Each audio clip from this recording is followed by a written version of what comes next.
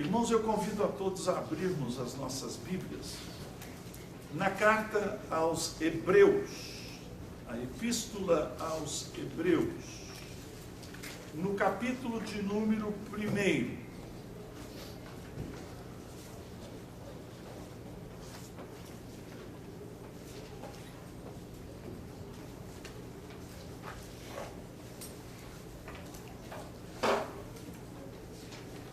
Eu leio somente os primeiros 4 versículos desta carta, visto que nós teremos a oportunidade de ler os versículos restantes logo a seguir.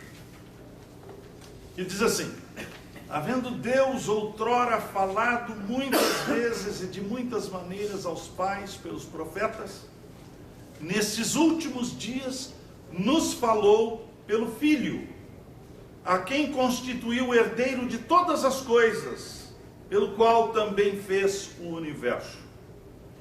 Ele que é o resplendor da glória e a expressão exata do seu ser, sustentando todas as coisas pela palavra do seu poder, depois de haver feito a purificação dos pecados, assentou-se à direita da majestade nas alturas, tendo se tornado tão superior aos anjos quanto herdou mais excelente nome do que eles. Eu gostaria de pedir ao Açoeiro que nos elevasse a Deus em oração, pedindo que Deus abra os olhos do nosso entendimento para podermos estudar a sua palavra e entendê-la. Oremos ao Senhor. Pai bendito, Santíssimo Deus, estamos aqui reunidos em Tua presença, num momento solene, um culto, onde receberemos a ministração do Teu Evangelho.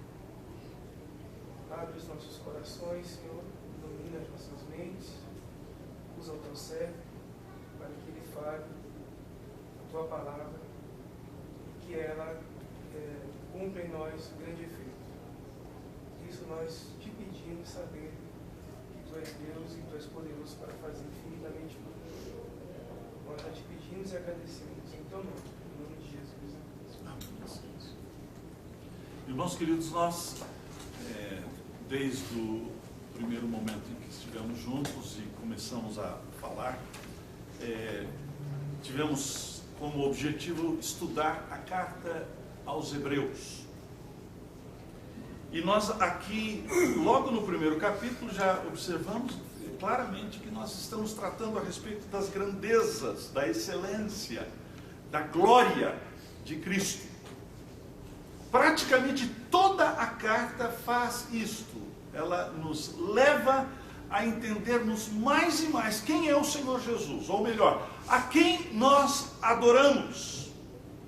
E isso o autor o faz por meio de comparações, ele faz através de contrastes, mostrando o método que ele usa.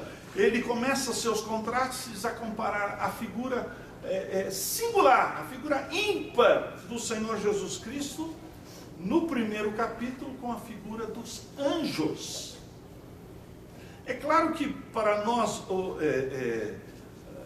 a figura dos anjos talvez não tenha tanta importância, mas nos dias em que o escritor aos Hebreus escreveu esta carta, parece que os anjos ocupavam um espaço muito especial na adoração, na concepção de quem era Deus, na glória de Deus. Mas o autor diz logo de imediato que o Senhor Jesus Cristo, tendo ocupado um papel tão superior aos anjos, que herdou um nome mais excelente do que os anjos. Então, aí sim, eu quero que nós abramos as nossas Bíblias, no primeiro capítulo ainda, do verso de número 5 em diante, até o capítulo de número 2, o verso de número 4. Porque aqui nós vamos observar o que o escritor introduz no verso de número 4 que nós já acabamos de ler, tendo tomado um nome mais excelente do que o nome dos anjos. Diz lá o texto. Ouçamos a leitura deste texto, portanto. Capítulo de número 1, o verso de número 5 ao capítulo de número 2, o verso de número 4. E diz assim: pois a qual dos anjos disse jamais, tu és meu filho, eu hoje te gerei. E outra vez, e lhe serei pai, e ele me será filho. E novamente, ao introduzir o primogênito no mundo, diz: e todos os anjos de Deus o adorem. Ainda quanto aos anjos diz: aquele que a seus anjos faz ventos e seus ministros labareda de fogo. Mas acerca do Filho, o teu trono, ó Deus, é para todo sempre. E cetro de equidade é o cetro do seu trono. Amaste a justiça e odiaste a iniquidade. Por isso Deus, o teu Deus, te ungiu com óleo de alegria como a nenhum dos teus companheiros. Ainda, no princípio, Senhor, lançaste os fundamentos da terra, e os céus são obras das tuas mãos. Eles perecerão, tu porém permaneces. Sim, todos eles envelhecerão, qual veste? Também qual manto os enrolarás? E como vestes serão igualmente mudados. Tu, porém, és o mesmo, e os teus anos jamais terão fim. Ora, a qual dos anjos jamais disse: assenta-te à minha direita, até que eu ponha os teus inimigos por estrado dos teus pés? Não são todos eles espíritos ministradores, enviados a serviço a favor dos que hão de herdar a salvação? Por esta razão, importa que nos apeguemos com mais firmeza às verdades ouvidas, para que delas jamais nos desviemos. Pois se tornou firme a palavra falada por meio dos anjos, e toda transgressão ou desobediência recebeu justo castigo, como escaparemos nós, se negligenciarmos tão grande salvação, a qual, tendo sido anunciada inicialmente pelo Senhor, foi-nos depois confirmada pelos que a ouviram, dando Deus testemunho, juntamente com eles, por sinais, prodígios e vários milagres, e por distribuições do Espírito Santo, segundo a sua vontade. Irmãos queridos, como se observa claramente, nós estamos diante de realidades que são difíceis de entender. Não é propriamente uma literatura muito familiar esta que nós acabamos de ler. Visto que estas passagens e estas afirmações tratam de coisas que não são corriqueiras. Ou melhor, elas são parte de algo que está para além da nossa capacitação. Porque anjos não são coisas muito familiares. Não acontece a todos os momentos estarmos vendo anjo por aí, né? Nós falamos, quando a gente fala de anjos, o nosso conceito do dia a dia tem a ver com anjos de afresco. A nossa mente, via de regra, quando a gente pensa em anjo, ela está impregnada com aquelas obras de arte que imaginam retratar os anjos como se fossem crianças gordinhas, nuas, peladas, que adornam, via de regra, as obras sacras. Esse é o nosso conceito de anjos. Mas se a gente fizer uma comparação com o relato bíblico não tem absolutamente nada a ver com este tipo do imaginário popular. Os anjos nas Escrituras se manifestaram. Positivamente se manifestaram. E todas as vezes que os anjos se manifestaram, tanto no Antigo Testamento quanto no Novo Testamento, eles produziram assombro. Nós podemos pegar diversas manifestações dos anjos, também chamado anjo do Senhor, mas vamos pegar simplesmente a última manifestação de anjos nas Escrituras, a última aparição dos anjos, segundo o relato bíblico, que se encontra registrado no livro do Apocalipse. O assombro é de tal ordem que até mesmo o apóstolo João, que certamente não se enganava facilmente, né? Não era uma pessoa assim, dada a muitos equívocos, pelo contrário, era um homem que tinha uma percepção espiritual muito profunda. Quando um anjo lhe apareceu, as Escrituras dizem que ele se colocou aos seus joelhos para adorar o anjo, e o anjo então o repreende.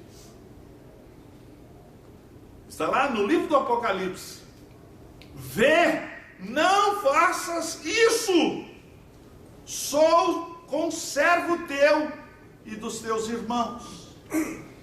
Irmãos, o fato é o seguinte, que quando nós encontramos a aparição dos anjos nas Escrituras, eles são seres excelentes. Há neles beleza, fulgor, dotes extraordinários. E não somente a questão de sua beleza, do seu esplendor, mas também são seres fortíssimos, que movem a pedra aonde está o sepulcro de Cristo, um anjo só, e aquela pedra era necessário alguns homens para movê-la. Mas o que o escritor aos Hebreus está dizendo aqui é que mesmo os anjos, no seu fulgor, no seu esplendor, na sua beleza, na sua força, seres angelicais, se comparados a Cristo. É claro que nos dá a impressão de que parece que os anjos ocupavam grande espaço na mente daqueles irmãos. Mas se comparados a Cristo, então o que o escritor aos Hebreus está fazendo aqui são comparações. E estas comparações são comparações múltiplas, extremamente interessantes, criadas de tal forma a que possamos ver a sobre-excelência de Cristo, acima de todas as coisas. Se porventura você tem alguma coisa que lhe seja excelente, cuidado, porque Cristo precisa ser sobre-excelente. E algumas vezes nós somos tentados em colocar certas coisas, certas pessoas, certas instituições, como se fossem na verdade algo tão excelente na nossa vida, que de alguma forma nós nublamos a sobre-excelência de Cristo. Então o escritor começa dizendo assim: a qual dos anjos jamais, é interessante, ele repete esta palavra jamais pelo menos 2 vezes. Qual dos anjos jamais disse: tu és meu filho, eu hoje te gerei? E outra vez: eu lhe serei pai, e ele me será filho. Aqui o que o escritor está dizendo é: jamais, em tempo algum, em nenhuma outra situação. E ainda que os anjos sejam revestidos de grande esplendor, de beleza, jamais a respeito deles foram ditas tais palavras. Mas relativamente a Cristo, estas palavras foram. E, meus irmãos, via de regra, a gente tem uma coisa assim terrível em nós, né, que nós passamos por cima de determinadas palavras, e a gente não dá verdadeira importância a estas palavras, não? A gente lê assim como se fossem coisas assim muito normais, muito corriqueiras. Mas aqui, queridos, está simplesmente uma afirmação inusitada a respeito do Senhor Jesus. Afinal de contas, o que significam estas palavras? Tu és meu filho, eu hoje te gerei. E você vai observar que nos dá a impressão de que há um diálogo na citação dos Salmos entre Deus o Pai e Deus o Filho. Deus dialogando com o seu filho e o filho respondendo a estas colocações de Deus o Pai através das palavras dos Salmos. E aqui nós temos uma citação do Salmo de número 2, o verso de número 7. Evidentemente, então, nós podemos já de imediato dizer, o Filho aqui se refere a Jesus Cristo. O hoje de Deus se refere à eternidade. O gerei não está tratando propriamente a respeito da criação, mas está tratando de alguma coisa que se refere ao fato de que, assim como Deus é, e sendo Deus, Ele não tem princípio e nem fim. Eu estou percebendo quanta coisa que nós já de imediato começamos a entender aqui nesta palavra. Eu hoje te gerei. E esta, na verdade, foi uma frase que produziu uma grande confusão teológica, especialmente nos primeiros 4 séculos da igreja cristã.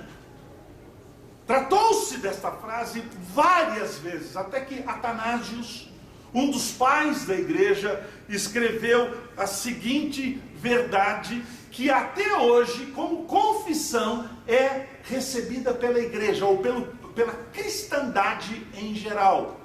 Não somente pelos protestantes, mas a cristandade em geral adota as palavras de Atanásio. Eu vou ler as palavras de Atanásio. Ele diz assim: o Pai não foi feito de ninguém, nem criado, nem gerado.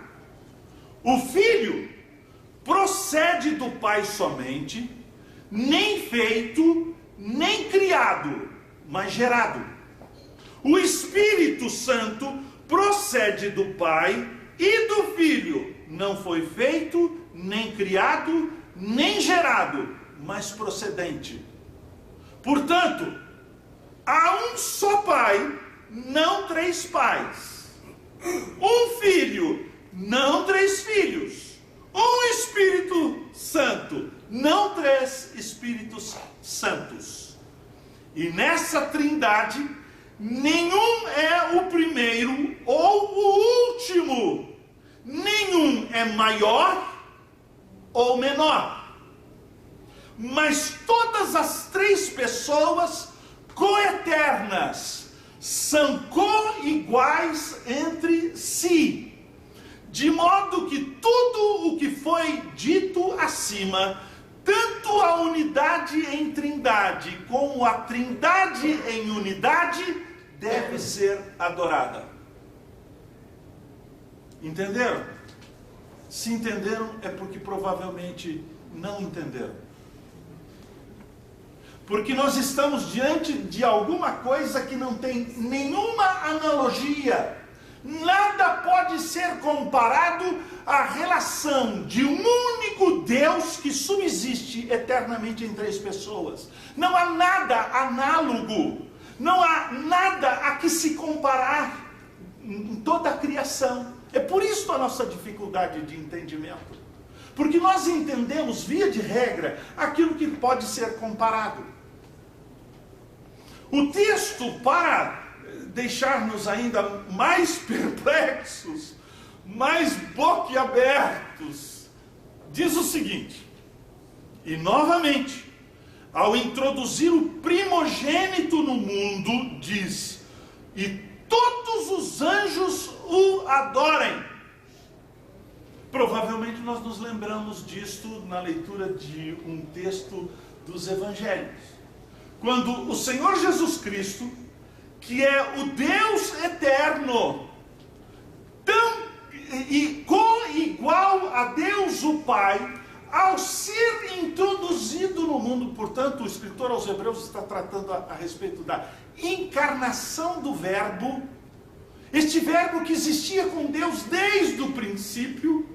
Quando este Verbo se fez carne, o Deus de toda glória se tornou como um de nós, o Emanuel, o Deus conosco. Nós temos o registro disto num dos textos dos Evangelhos.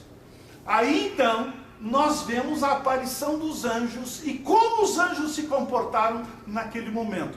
Abra sua Bíblia no Evangelho de Lucas. E ali você tem o que está sendo narrado pelo escritor aos Hebreus. No capítulo de número 2, o verso de número 8. Eu leio este texto que está se referindo à introdução do primogênito no mundo. Como é que foi? Veja só, diz assim: havia naquela mesma região pastores que viviam nos campos e guardavam o seu rebanho durante as vigílias da noite. E um anjo do Senhor desceu onde eles estavam, e a glória do Senhor brilhou ao redor deles, e ficaram tomados de grande temor. Não é anjo de afresco. Nós estamos tratando aqui de anjos esplendorosos. O anjo, porém, lhes disse: não temais, eis aqui vos trago boa nova de grande alegria, que o será para todo o povo. É que hoje vos nasceu na cidade de Davi o Salvador, que é Cristo o Senhor. E isto vos servirá de sinal: encontrareis uma criança envolta em faixas e deitada em manjedoura. E subitamente apareceu com um anjo uma multidão da milícia celestial, louvando a Deus e dizendo: glória a Deus nas maiores alturas, e paz na terra entre os homens a quem Ele quer bem. E ausentando-se deles os anjos para o céu, diziam os pastores uns aos outros: vamos até Belém. Irmãos queridos, você está percebendo? O texto que é narrado na carta aos Hebreus, nós temos a descrição deste texto nos evangelhos. E de imediato nós observamos o seguinte: os anjos são criaturas adoradoras. Cristo é o Deus adorado. O motivo da adoração dos anjos é Cristo. E ainda nesta impressionante comparação, nós vemos seres angelicais adorando a Cristo, e Cristo sendo adorado, conforme o verso de número 7 e 8, que vem logo a seguir nesta porção aos Hebreus. Veja lá. Vamos ver de novo lá. Hebreus, portanto, capítulo 1, que nós estamos estudando, o verso agora 7 e 8. Aí é uma descrição destes seres adoradores. Aí ele diz assim: ainda quanto aos anjos diz: aquele que a seus anjos faz ventos, e a seus ministros labareda de fogo. Mas acerca do Filho: o teu trono, ó Deus, é para todo o sempre, e cetro de equidade é o cetro do seu reino. Amaste a justiça e odiaste a iniquidade. Por isso Deus, o teu Deus, te ungiu com óleo de alegria, como a nenhum dos teus companheiros. Aqui nós temos mais ou menos aquilo que é descrito em Isaías capítulo de número 6. Você se lembra? Quando os querubins estavam ao derredor do trono de Deus, e a Bíblia diz o seguinte: que eles tinham 6 asas. Com 2 asas eles cobriam o rosto, com 2 asas eles cobriam os pés, e com 2 eles voavam. A palavra voar ali é pairavam. É como se eles fossem beija-flores espirituais, helicópteros espirituais. Eles pairam na presença de Deus. E com isso nós já vemos uma coisa interessante. A primeira coisa, a coisa mais prioritária, é a adoração. Eles cobrem o rosto porque eles não podem ver a glória de Deus, tal é o fulgor da glória de Deus. Eles cobrem os pés porque o lugar onde eles estão é lugar santificado, é lugar santo. E eles voam, eles pairam na presença de Deus, porque Deus diz assim: vá! E eles imediatamente vão. 2 asas, mais 2 asas para adoração, e 2 asas para o serviço. O serviço é importante. mas a adoração é prioritária.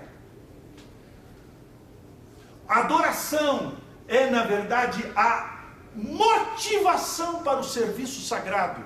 Servir a Deus, servindo aos homens. Eles são, portanto, descritos assim como ventos.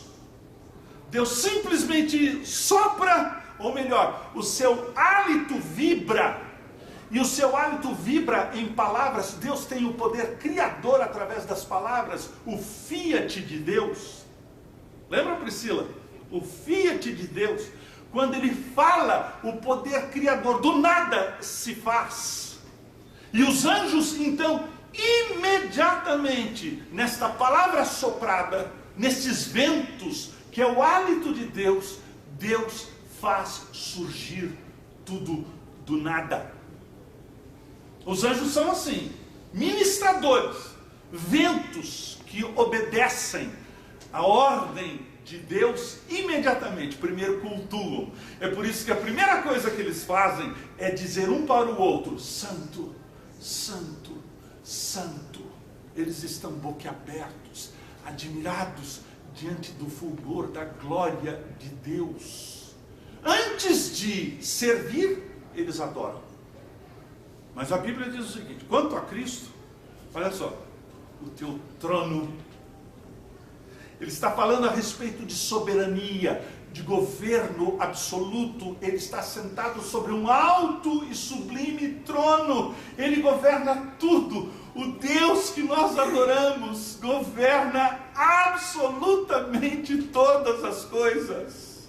Você está percebendo que o escritor aos Hebreus, ele põe essa série de realidades espirituais, pura e simplesmente, para que os seus leitores fiquem admirados, embasbacados, sim, estupefatos diante da glória de Deus. Queridos, o culto que nós prestamos a Deus não é coisa corriqueira, não é alguma coisa que a gente entra como se estivéssemos passando por algo banal, en passant. Não, o culto que nós prestamos a Deus está diante de alguém que está sentado sobre um alto e sublime trono. Nós adoramos o soberano. Fala que esse soberano tem um cetro. Cetro significa governo, e o seu cetro é um cetro de equidade. Ele ama a justiça, ele odeia a iniquidade. Por isto, então, as Escrituras dizem o seguinte: que Deus ungiu o seu Filho com óleo de alegria. E eu acho essa expressão pura e simplesmente maravilhosa, confortadora. Nós sabemos que os anjos, e isso é descrito na Bíblia, nós podíamos nós não temos tempo de tratar detalhadamente, mas os anjos na Bíblia são descritos como seres que gozam de imensa alegria. Mas a Bíblia diz que o Senhor Jesus Cristo experimentou uma alegria superior à alegria dos anjos. Um gozo imenso. Ele faz tudo, absolutamente tudo, como lhe agrada. Já pensou? Um ser assim, esse que nós adoramos, ele faz absolutamente tudo como lhe agrada. Nós temos a certeza de gozar uma alegria indizível. Nós temos experimentado também, como crentes em Cristo, a Bíblia fala dessa alegria cheia de glória, né? Mas a nossa alegria só pode ser verdadeira quando nós entendemos que o Mestre que nós adoramos goza de alegria.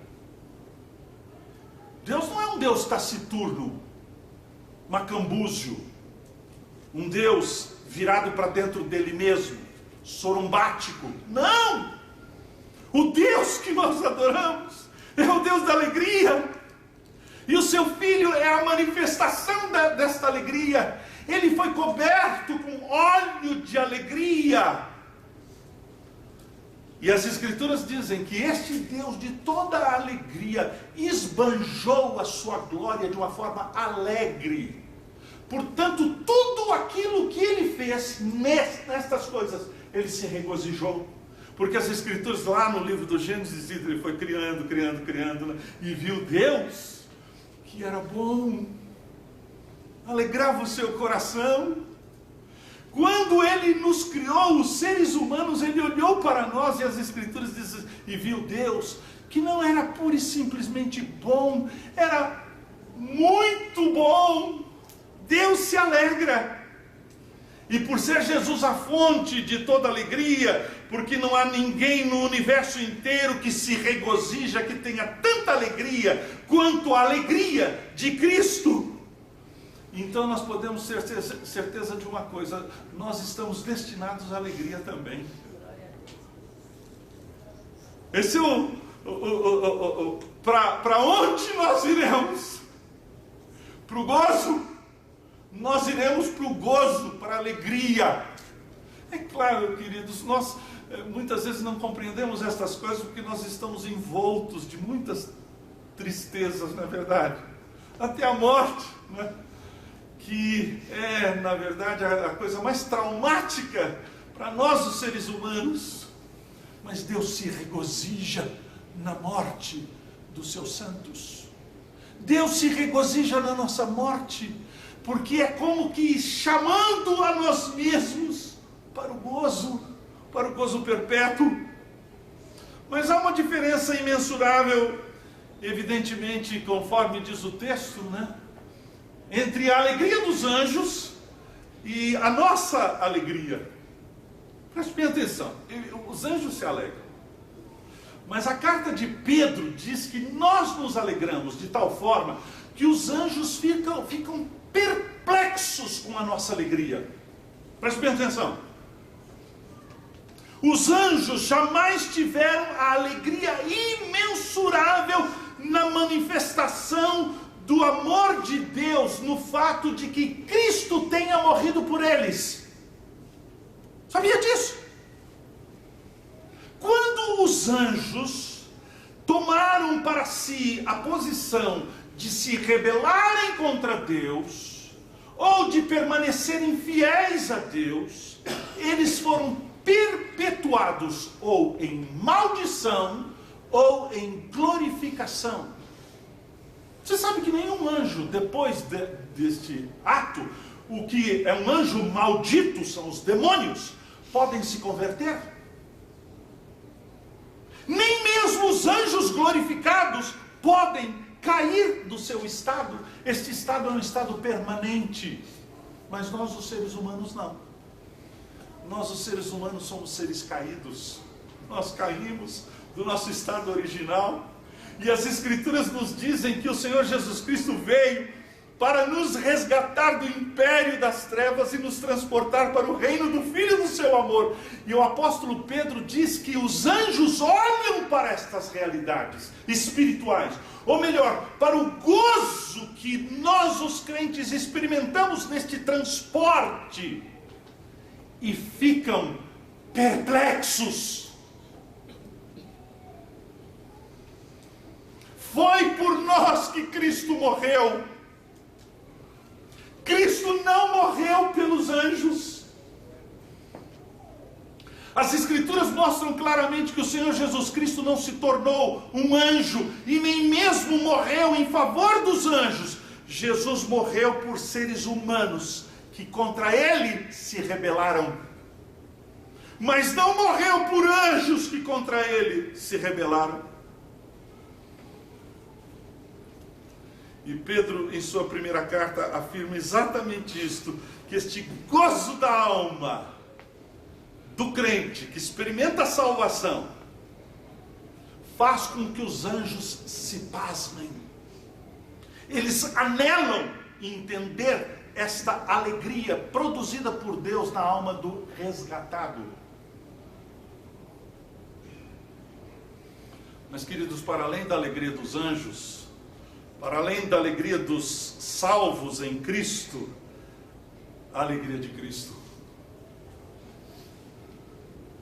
A alegria de Cristo é alegria para além de toda medida. É uma alegria pura e simplesmente incomparável.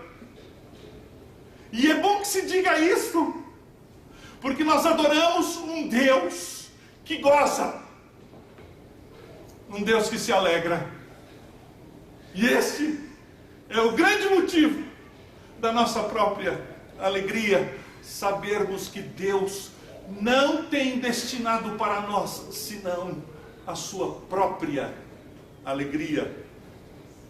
As Escrituras, portanto, dizem, comparando com todas estas coisas, o Senhor Jesus foi ungido com óleo de alegria como a ninguém mais.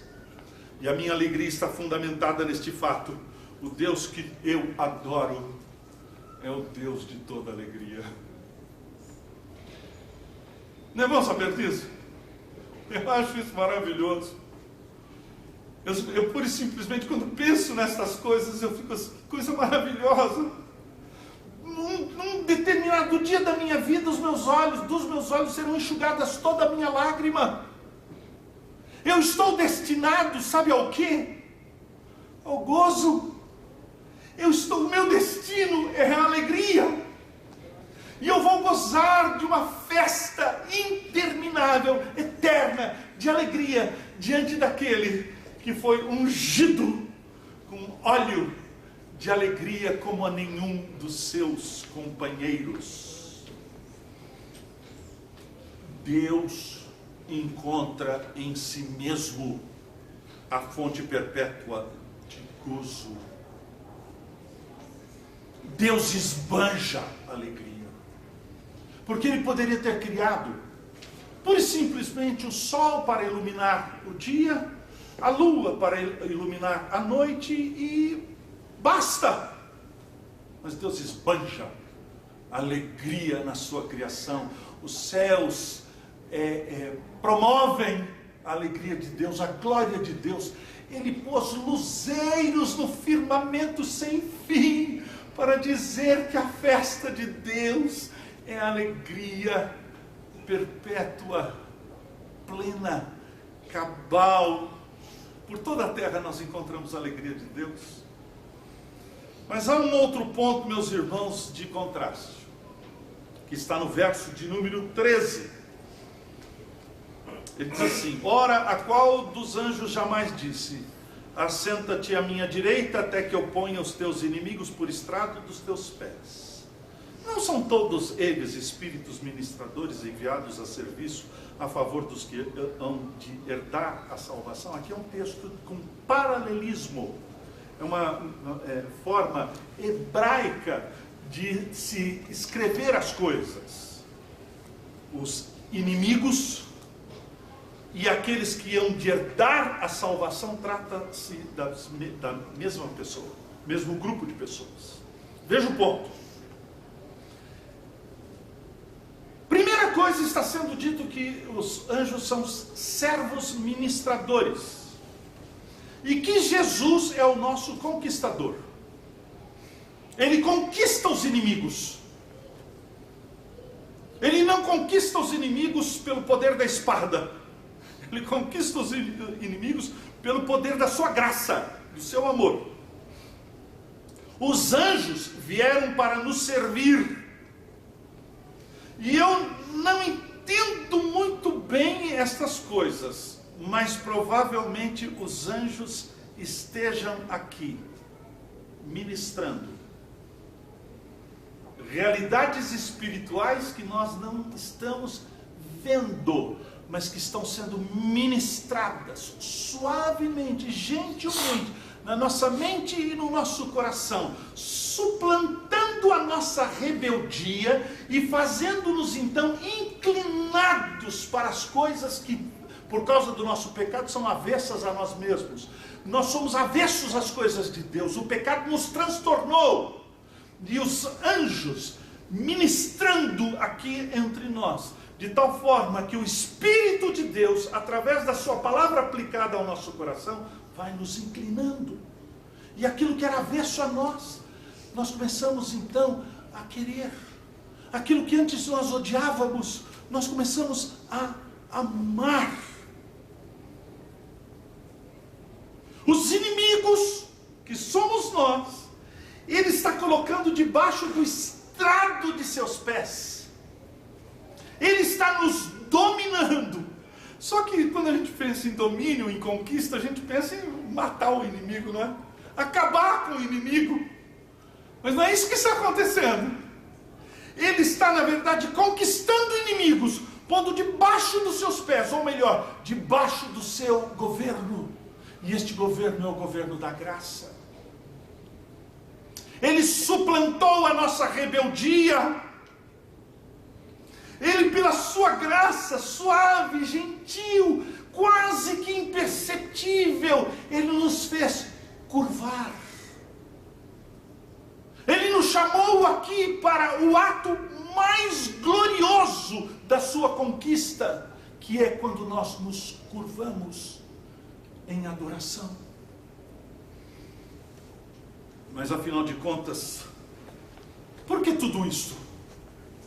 É interessante, essa pergunta é uma pergunta que cabe aqui no texto, porque o escritor aos Hebreus, na verdade, quer que nós cheguemos a esta pergunta: por que tudo isto? Que importância tem estas verdades para a nossa vida aqui e agora? Nós temos que nos lembrar o seguinte, que o escritor aos Hebreus, ele, na verdade, ele é um pastor de almas. Ele é um homem didático. Ele não quer nos ensinar meras informações, meras verdades para encher a nossa cabeça. Mas ele quer nos apresentar realidades espirituais para que movam o nosso coração. E isso está no capítulo subsequente, o capítulo de número 2. Veja só, por esta razão, veja só. E a partir daí o escritor aos Hebreus faz uma comparação entre a lei e a graça. Entre o que nos foi entregue no Sinai e aquilo que nos foi pregado na cruz. No Sinai, a lei. No Sinai, a lei foi promulgada e todos aqueles que viveram pela lei, morreram pela lei. A lei pura e simplesmente está dizendo: não há um justo, nenhum sequer. Se você for comparado ao padrão da lei, você, na verdade, está aquém deste padrão. O Senhor Jesus Cristo, na verdade, espiritualiza a lei. Ele diz: não somente aquele que deitou-se com uma mulher e cometeu adultério com ela, mas aquele que olhou para uma mulher com intenção impura, já adulterou com ela. Mas agora ele faz uma comparação entre a lei que mata, e ele faz agora a comparação entre a mensagem de vida e salvação. Este é o que é a introdução do capítulo de número 2. E esta mensagem veio inicialmente pelo Senhor Jesus Cristo.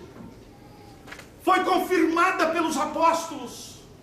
Foi testemunhada por Cristo através dos apóstolos, que receberam poderes extraordinários.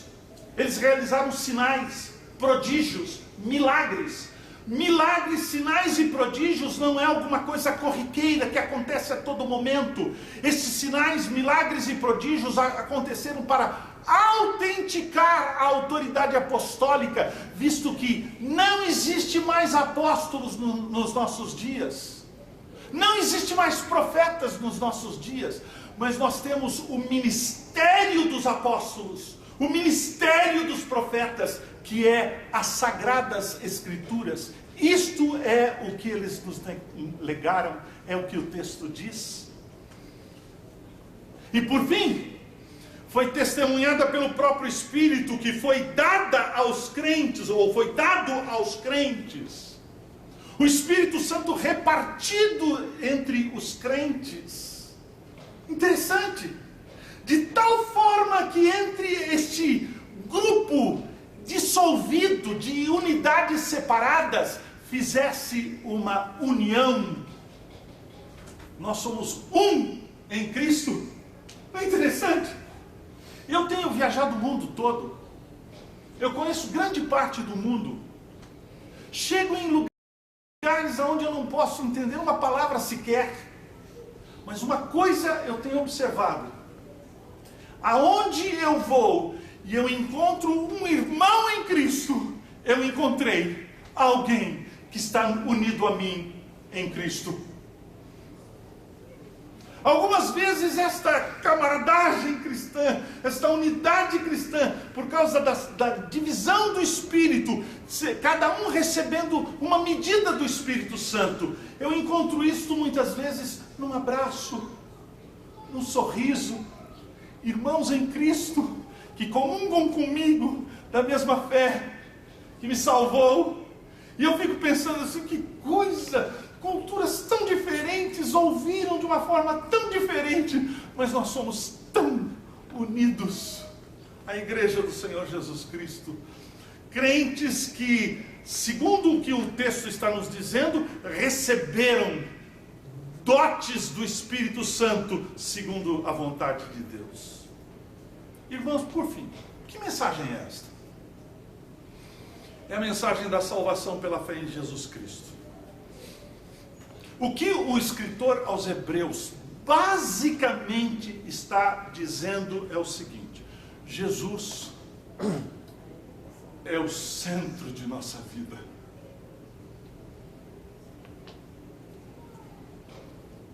Quer saber da importância dos anjos?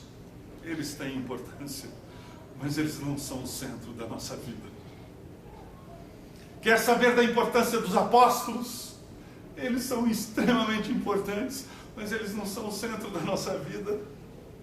Quer saber a importância dos santos homens e mulheres de Deus do passado, como foi, por exemplo, Maria, bem-aventurada, mulher extraordinária, mas ela não é o centro da nossa vida.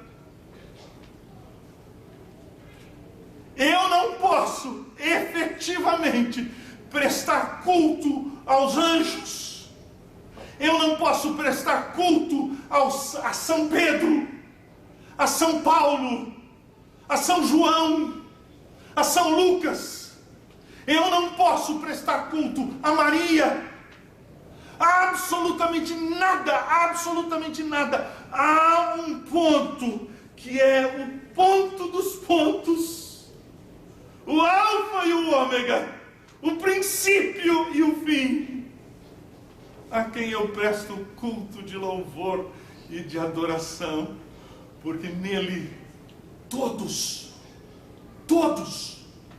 Paulo, Pedro, João, Atanásios, Maria, se curvam e adoram.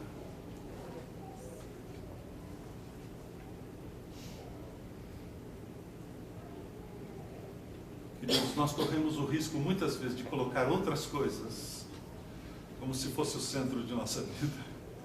Coisas válidas, coisas importantes. Por exemplo, família, marido, esposa, profissão, time de futebol.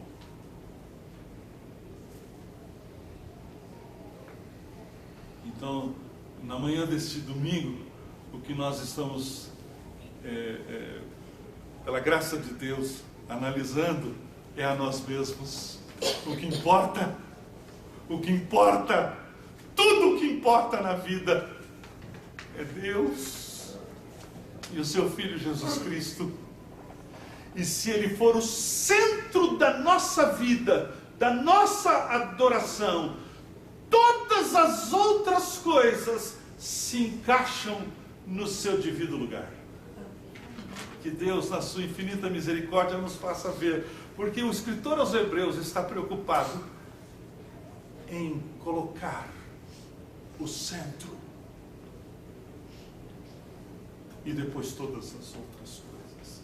Anjos têm importância, eles estão ministrando aqui, mas nós não adoramos os anjos. Os anjos conosco adoram a Cristo. Adoremos a Cristo. Deus nos abençoe. Vamos